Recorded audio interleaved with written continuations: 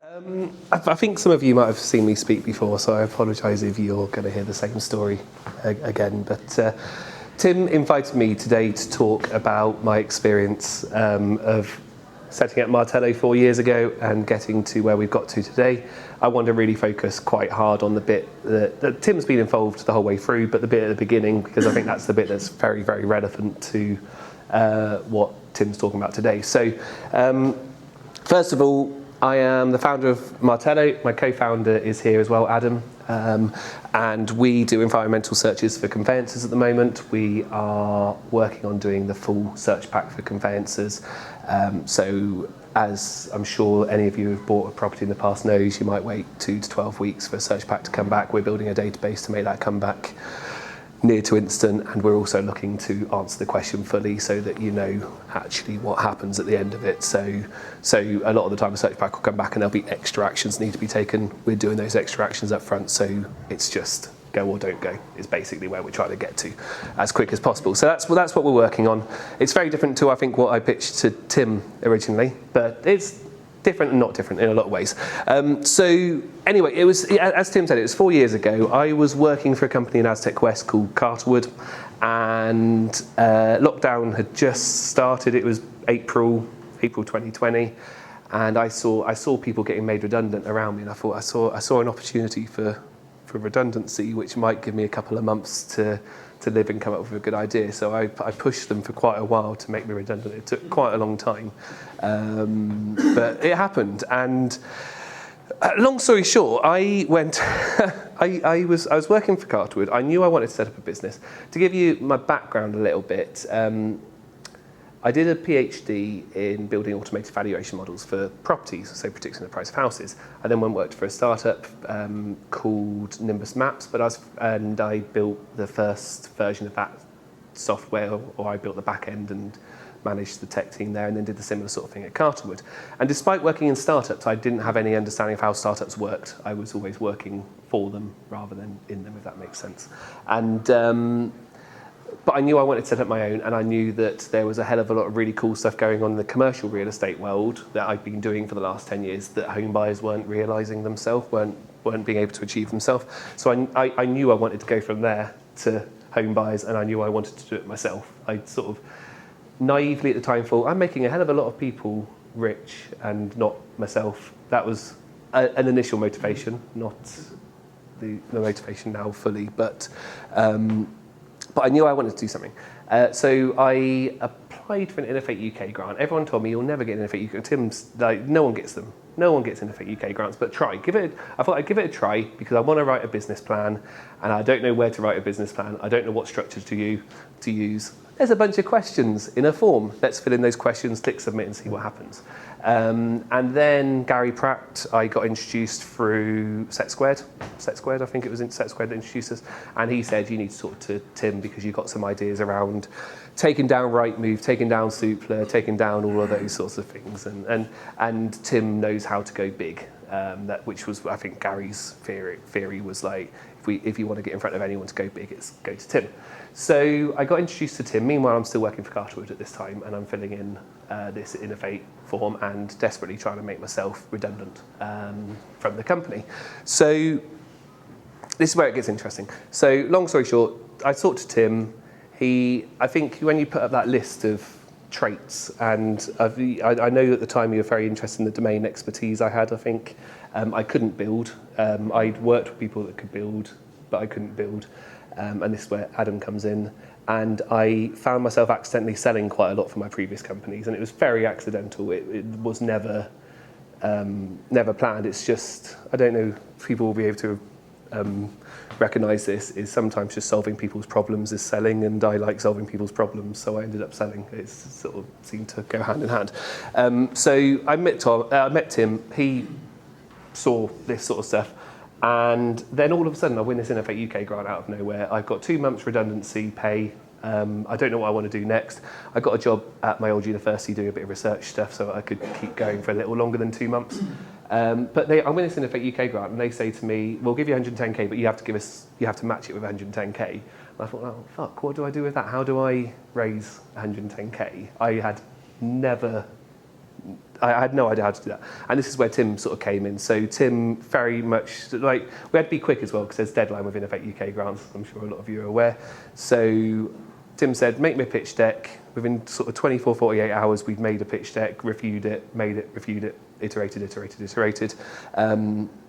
You then put in a small amount of money and went out to your network and said, hey, what do you think of this guy? And meanwhile, went out to Adam, who had worked with Tim previously at Mint Digital, and said, hey, what do you think of this guy as well?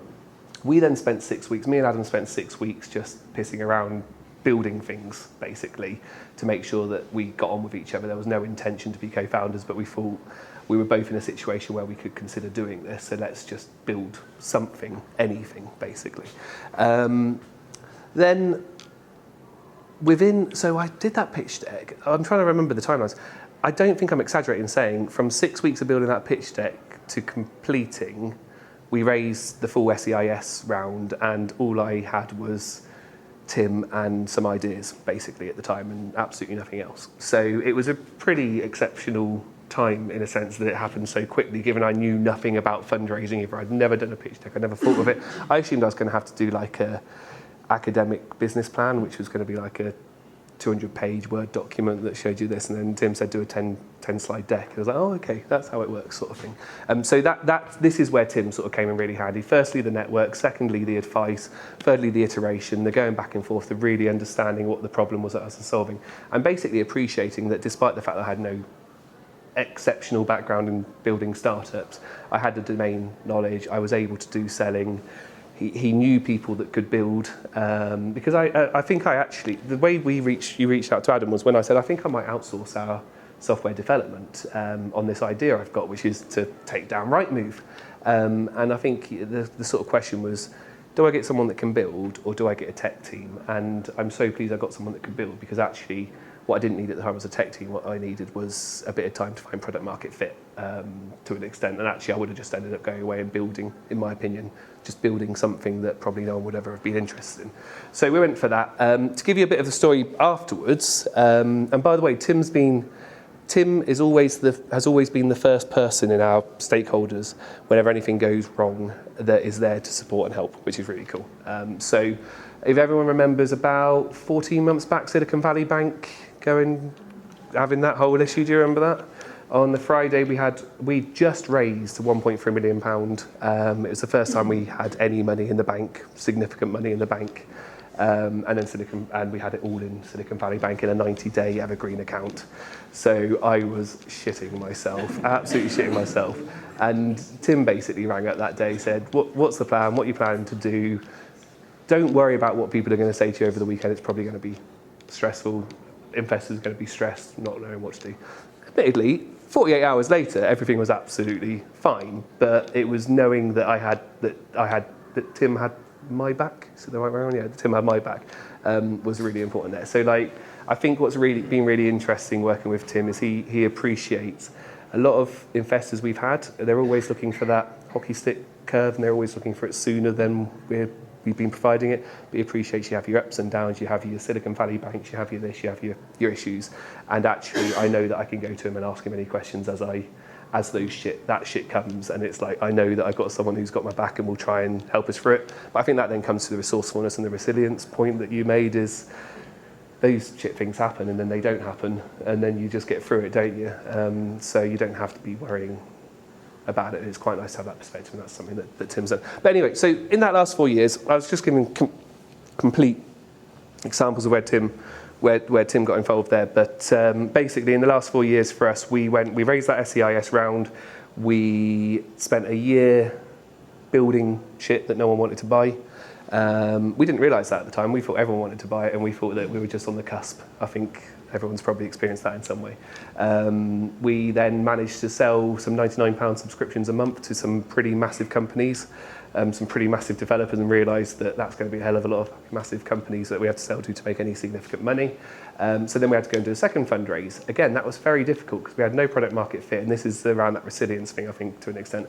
My second son was just being born at the time, and I remember we'd given a redundancy notice to the 5 people that were working for us, and my second son was born. We were about to run out of money a week later. So and no one really showed that much interest in us because what were we? We were just a company that was selling a couple of £99 subscriptions and didn't really have.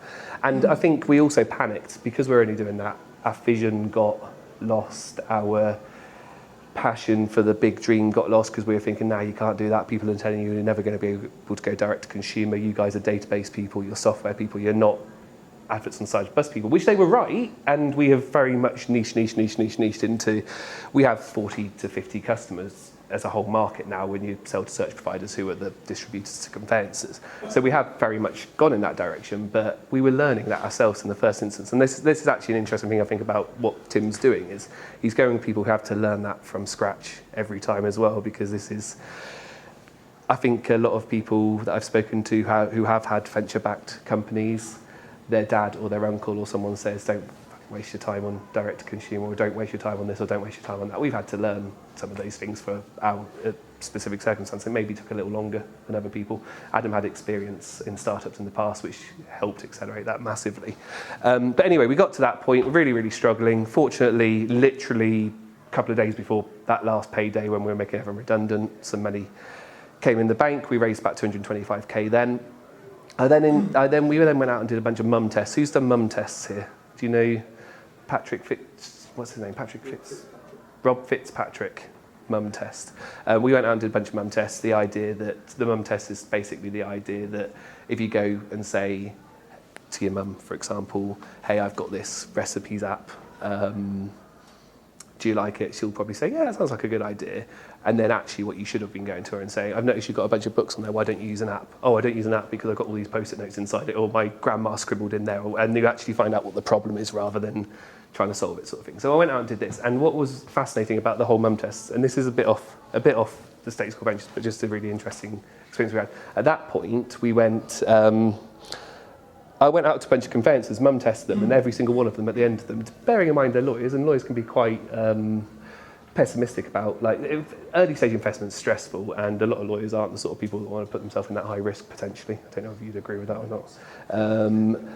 But a bunch of them at the end of the mum test said, I hate this. Fucking hell, if someone could fix that, I'd pay you lots of money for that sort of thing.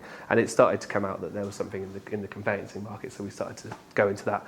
And then they started investing in us. So lawyers started investing money into early stage tech startup, and you go, okay, well, there's obviously something here then, like people who don't want to take risks are taking risks on us.